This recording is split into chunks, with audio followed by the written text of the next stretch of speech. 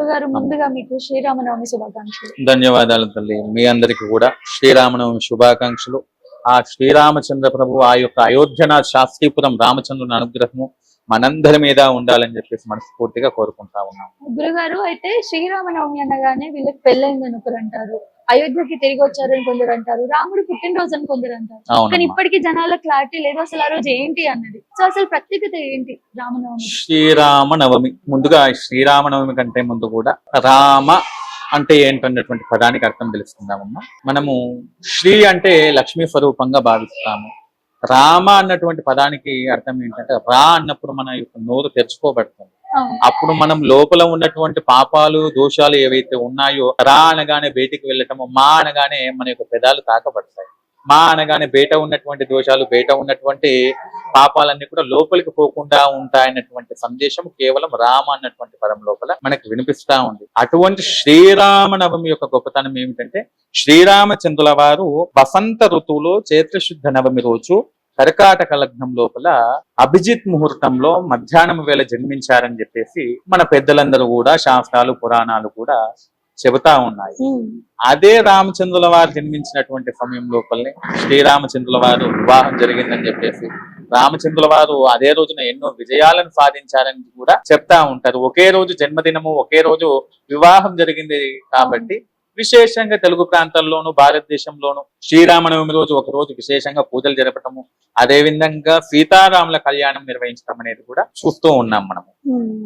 So అంటే ఇప్పుడు పెళ్లి ఇదంతా అంటే అన్ని మంచి జరిగిన ఆ రోజు రాముడికి అని చెప్పేసి శ్రీరామనవమి ఆ రోజు పెళ్లి కూడా జరిగింది, వివాహం కూడా జరిగింది. అంటే తిరిగి వచ్చారు అయోధ్యకి అని కూడా అంటూ ఉంటారు. అందుకనే మనం చెప్పాము అదే రోజున ఎన్నో విజయాలను శ్రీరామచంద్రుల వారు సాధించుకున్నారు కాబట్టి ఆ రోజు విశేషంగా మనం శ్రీరామనవమి జరుపుతా ఉన్నాము. ఈ రోజు చూడండి రాముడు లేని ఊరు లేదని కూడా చెప్తా ఉంటాం. అంటే రామచంద్రుడు అంటే చాలా మంది అంటారు రాముడు అంటేనే కష్టం అని చెప్పేసి, కానీ రాముడు అంటేనే రామ అంటే జయము, రామ అంటే విజయము. ఈ రోజు శ్రీరామనవమి రోజున ఎక్కడైతే సీతారాముల కళ్యాణంలో పాల్గొంటాము, సీతారాముల యొక్క పూజలో మనము పాల్గొంటాము, అప్పుడు ఆ రోజు ఆ యొక్క శ్రీరామచంద్రుని యొక్క అనుగ్రహంతో మాత్రమే కాకుండా హనుమంతుని అనుగ్రహం కూడా కలుగుతూ ఉంటదంట.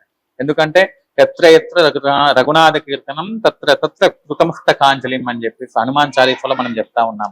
ఎక్కడెక్కడైతే రామ అన్నటువంటి స్మరణ వినిపిస్తా ఉంటుందో అక్కడక్కడ హనుమంతుల వారు నృత్యం చేస్తా ఉంటారంట, హనుమంతుడు విచ్చేస్తూ ఉంటాడట.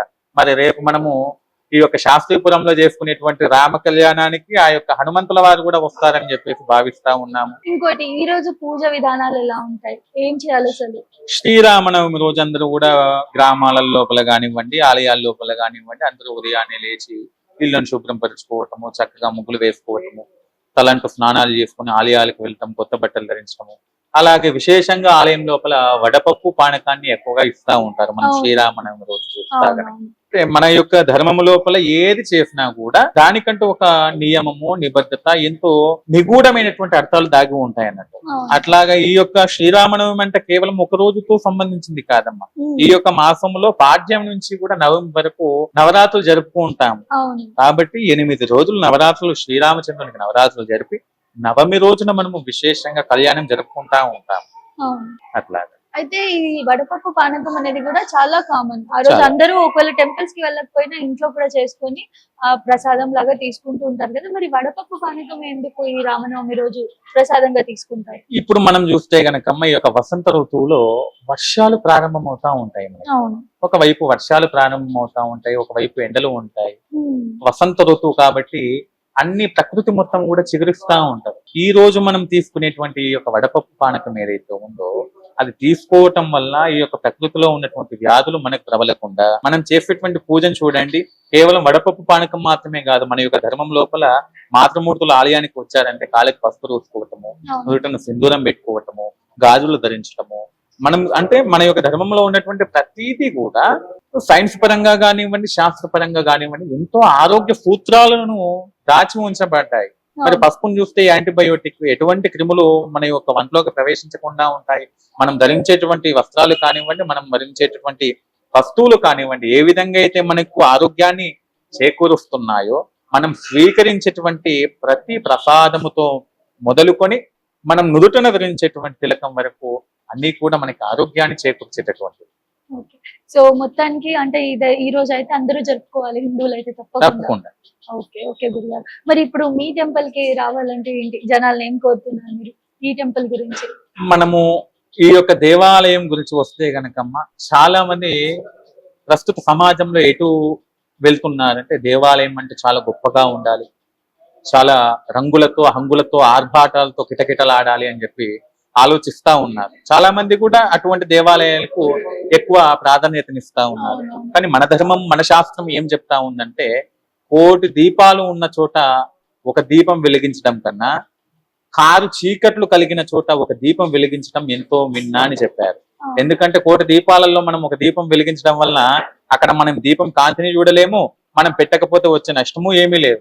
కానీ కారు చీకట్లు ఉన్న చోట మనం ఒక దీపం వెలిగిస్తే ఆ దీపపు కాంతి, మీరు వెలిగించినటువంటి దీపపు కాంతిలో మిమ్మల్ని మీరు చూసుకోగలుగుతారు.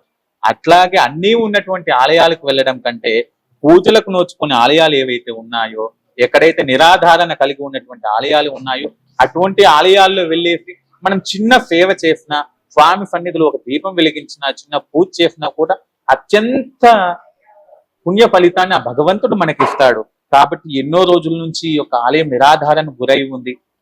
రాకపోకలు లేకపోవటం వలన రామచంద్రుడి ఆలయం మూసివేయబడింది. కాబట్టి ఈ యొక్క భాగ్యనగరంలో ఉన్నటువంటి హిందూ బంధువులు వీలైనంత వరకు ఈ యొక్క రామనవమి రోజున దర్శించడం గాని, లేదు అనుకుంటే వారానికి ఒకసారో నెలకు ఒకసారో వీలైనంత వరకు ఆలయాన్ని సందర్శించడం వల్ల ఆలయము దినదినము కూడా అభివృద్ధి చెందే అవకాశం ఉంటుంది. ధన్యవాదాలు గురువు. ధన్యవాదాలు తల్లి.